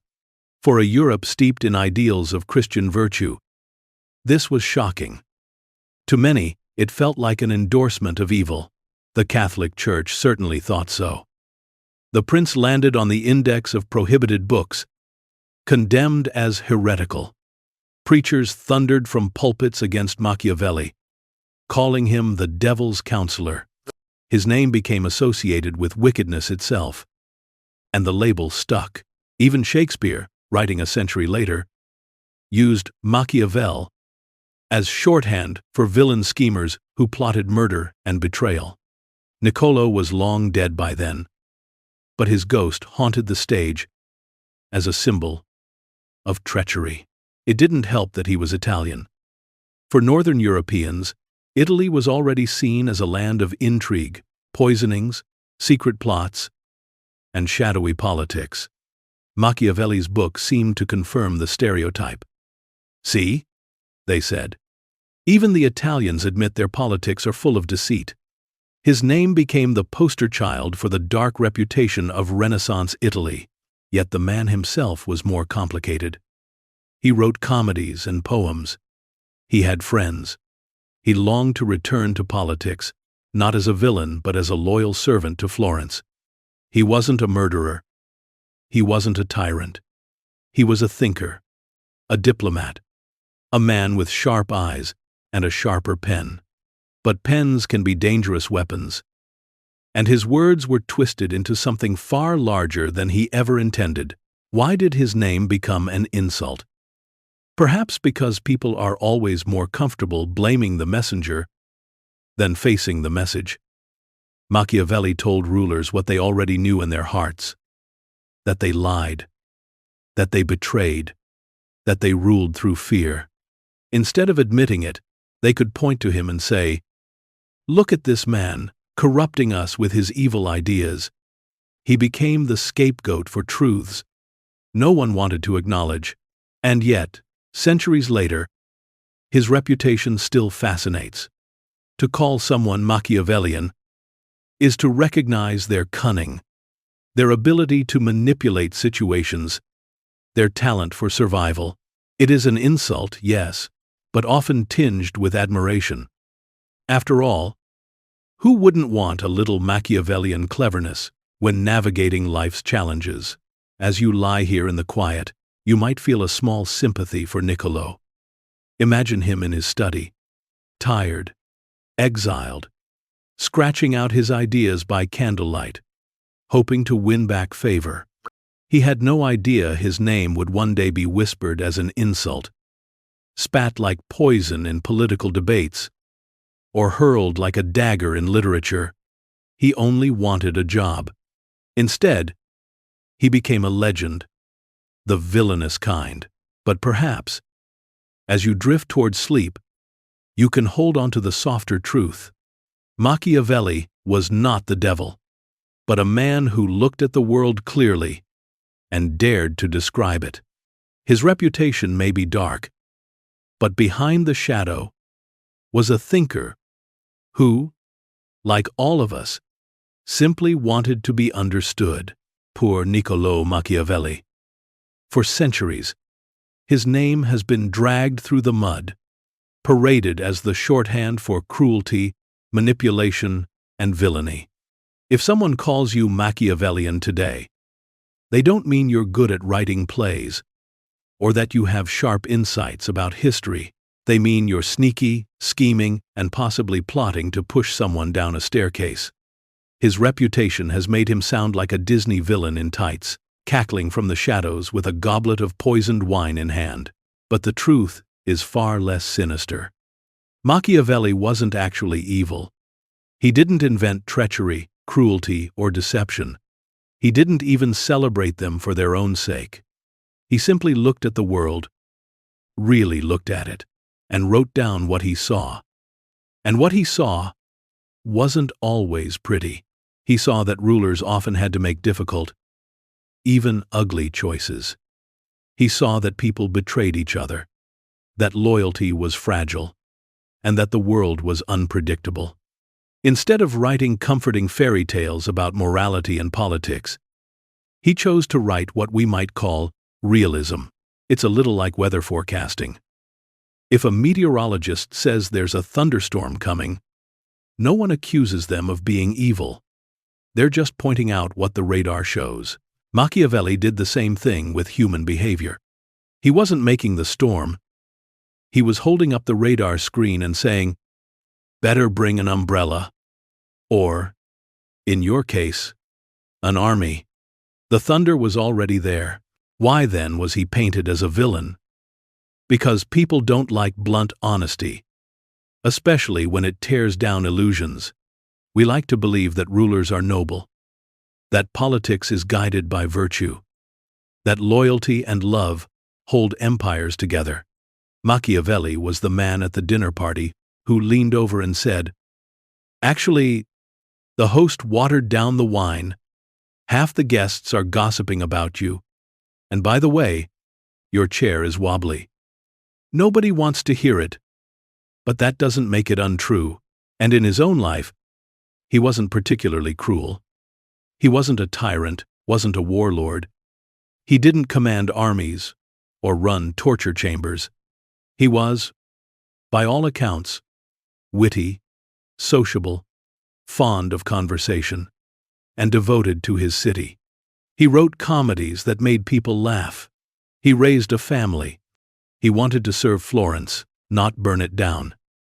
His so-called evil was limited to his ink and parchment, and even there, it was less evil than brutally realistic. Consider also the times he lived in. Renaissance Italy was not a calm, peaceful land of pasta and piazzas. It was chaotic, violent, and constantly shifting. Cities rose and fell. Alliances flipped overnight. Armies marched through the countryside, leaving wreckage behind. In that world, being good, in the moral sense, was not enough to survive. If a ruler insisted on being too generous, too merciful, too trusting, they were often overthrown or killed. Machiavelli wasn't telling rulers to be monsters.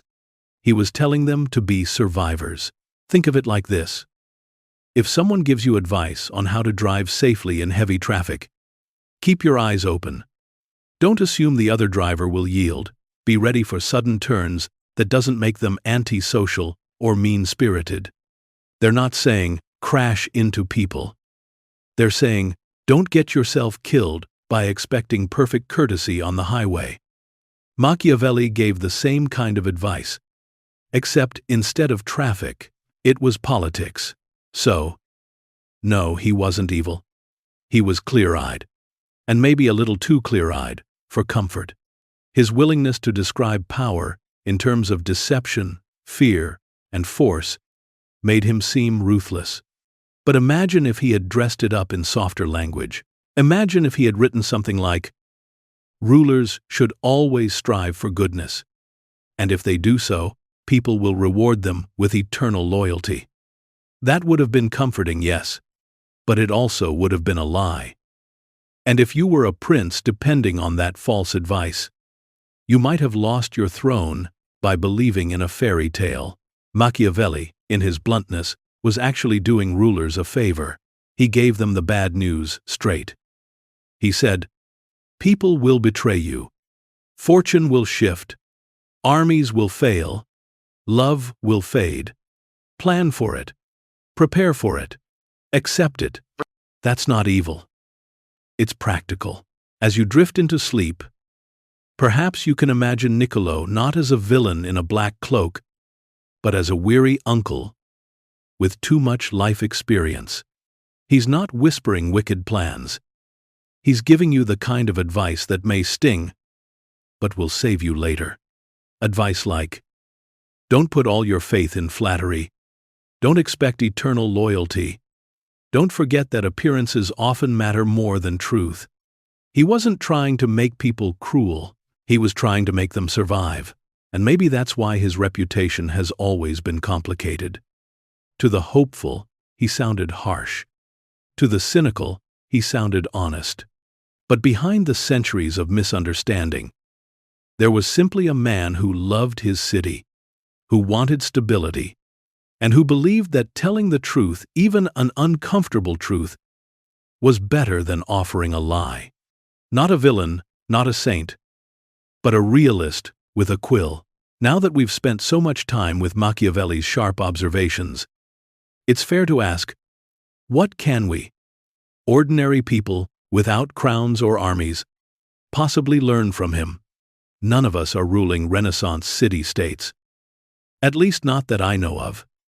Most of us are just trying to manage our jobs, our families, and maybe our inboxes. So why bother with Machiavelli at all? The answer is that beneath all the talk of princes and armies, his insights are really about human behavior. They're about how people act when power, fear, and self-interest collide. And those lessons still apply, even in the gentle context of everyday life. We can take his realism, soften it, and use it not to dominate kingdoms, but to navigate our own small empires, our offices, our households, our friendships. Take, for example, his warning about love versus fear. You don't have to turn into a tyrant, but you can recognize that affection is fragile while boundaries are reliable. In daily life, this translates into the importance of respect. Being liked is pleasant, but being respected is essential. If you're a teacher, a manager, even a parent, you know that being everyone's best friend doesn't always work. People need structure. They need to know where the lines are. Machiavelli's advice, softened for everyday life, becomes, don't chase popularity at the expense of respect. Then there's his emphasis on appearances. Machiavelli would say that people judge by what they see, not by what is hidden. In our world, this is a reminder that presentation matters. Whether it's showing up on time, dressing neatly for an interview, or even just replying politely to an email, the way you present yourself shapes how others respond. You may have deep virtues inside, but if no one perceives them, they don't shape reality. This isn't about being fake. It's about remembering that perception is part of the human game. He also warned against relying too heavily on promises. Not because promises are worthless, but because circumstances change. In our lives, this reminds us to be flexible. Plans fall through. People disappoint us. Unexpected obstacles appear. If you understand that promises aren't unbreakable, you can adapt without bitterness. You don't need to become cynical, just prepared. Perhaps the greatest lesson is his concept of virtù and fortuna, skill and luck. Half of life, he said, is in our control. The other half belongs to fortune. That idea still resonates. We can work hard, prepare carefully, and make good choices, but luck will always play its part. Instead of resenting it, we can accept it. If fortune turns against us, we adapt. If fortune smiles, we seize the opportunity. Machiavelli's advice becomes a gentle reminder. Do your best, but don't expect to control everything. Of course, there's also humor in applying Machiavelli to modern life. Imagine him giving workplace advice. If you cannot be both loved and feared by your colleagues, choose fear, but avoid being hated, or they will steal your lunch from the fridge. Imagine him giving parenting advice. Do not rely on your child's gratitude. It fades quickly. Instead, create consequences they will respect. Imagine him at a dinner party. Never trust the host's promises about dessert. Prepare your own backup tiramisu. And yet, under the jokes, there's wisdom. Machiavelli teaches us to temper our expectations, to be cautious with trust, to respect the power of appearances, and to prepare for fortune's whims. He encourages us to stop pretending people are always noble, and instead, to accept them as they are imperfect, selfish, but still capable of loyalty and kindness when conditions allow. As you close your eyes, perhaps you can let this realism feel like comfort rather than cynicism. It frees you from disappointment. If you know people are imperfect, you stop expecting perfection. If you know luck will change, you stop clinging to certainty. If you know appearances matter, you stop resenting the theater of life and learn to play your role with grace. Machiavelli cannot tell us how to find happiness, but he can help us avoid unnecessary heartbreak. He cannot make us noble, but he can make us realistic. And in that realism lies a kind of peace. The world is unpredictable. People are imperfect. Promises are fragile. But you are still here, resting, breathing, preparing for another day. And that, perhaps, is the gentlest lesson of all. By now, you've walked through the winding corridors of Machiavelli's mind. You've visited Florence at night, listened to the rustle of its politics, and seen Niccolo himself hunched over his desk in exile, scratching notes that would scandalize Europe. You've heard him tell you that love is fragile, that fear endures, that fortune is wild, that deception is everywhere, and that even your cat is a miniature Machiavellian schemer. It might sound grim, but here, as you rest in your bed, it feels more like a lullaby of realism.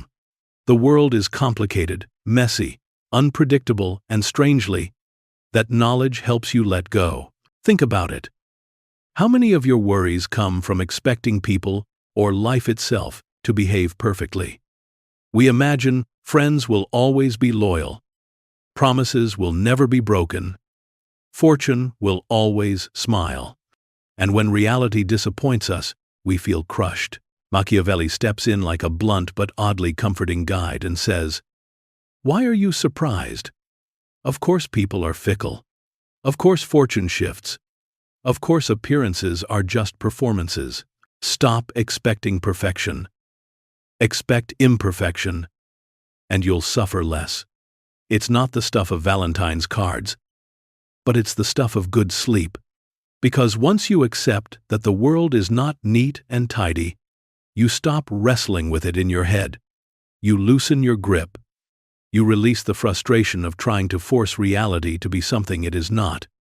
The world is Machiavellian, yes, but knowing that means you don't have to stay awake all night, wishing it were otherwise.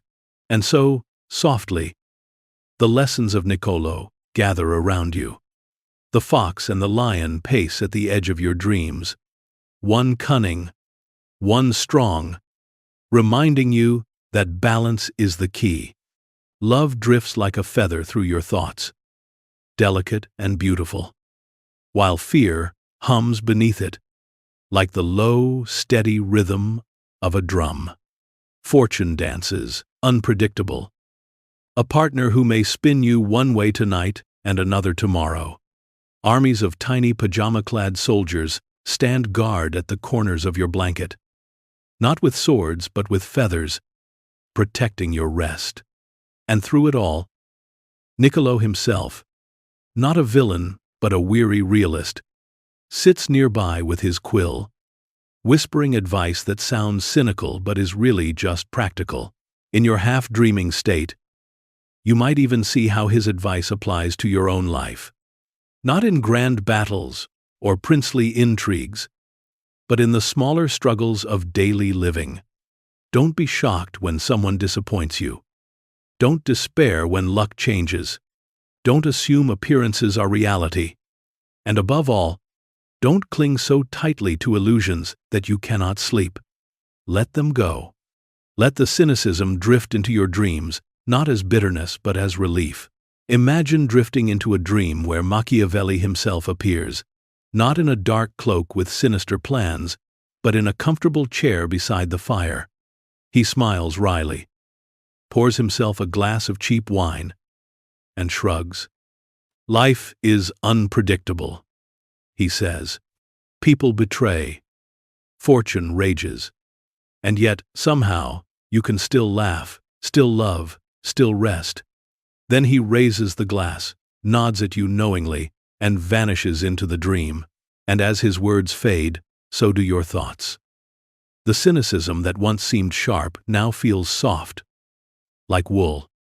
The lessons that once seemed harsh now feel like gentle reminders that the world has always been this way, and you are not alone in it. Niccolò saw the same patterns 500 years ago, and he wrote them down, not to scare you, but to prepare you. So let yourself drift now, slowly, steadily, into those cynical dreams. They are not nightmares, but simply honest dreams. Dreams where reality isn't polished or perfect, but real, and in its realism, strangely calming.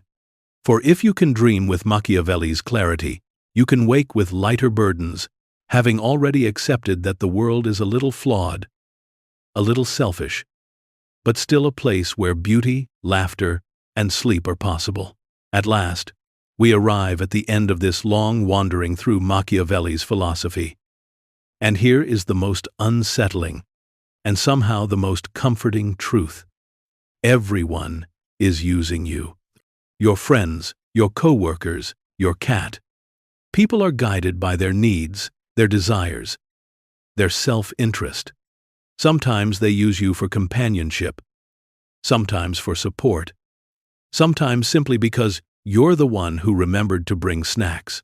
And that sounds bleak until you realize it's also completely normal. Everyone is using everyone. It's the web of life. You use others too, for comfort, for laughter, for stability. This isn't wickedness, it's just humanity.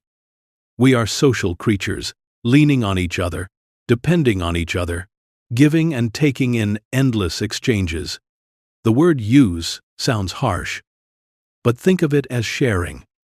Everyone is leaning on everyone else, holding one another upright, sometimes selfishly, sometimes generously, but always imperfectly. Machiavelli knew this, and instead of condemning it, he accepted it. People will betray. People will lie. People will disappoint. And yet, life goes on. Cities still glow at night. Friends still laugh together. Families still gather. The flaws don't cancel out the beauty. They coexist. So, as you lie there, safe in your bed, you can let go of the demand that people be perfect. You can forgive the little betrayals, the forgotten promises, the selfish moments. You can forgive yourself, too, for the times you've done the same. Because to be human is to use and be used, to give and take, to be flawed and yet still capable of love, laughter, and hope. Close your eyes now. The fox curls up at your feet. The lion watches silently at the door. Fortune twirls away into the night, leaving you at peace. The armies of tiny pajama soldiers stand guard, their feathers ready to defend your dreams.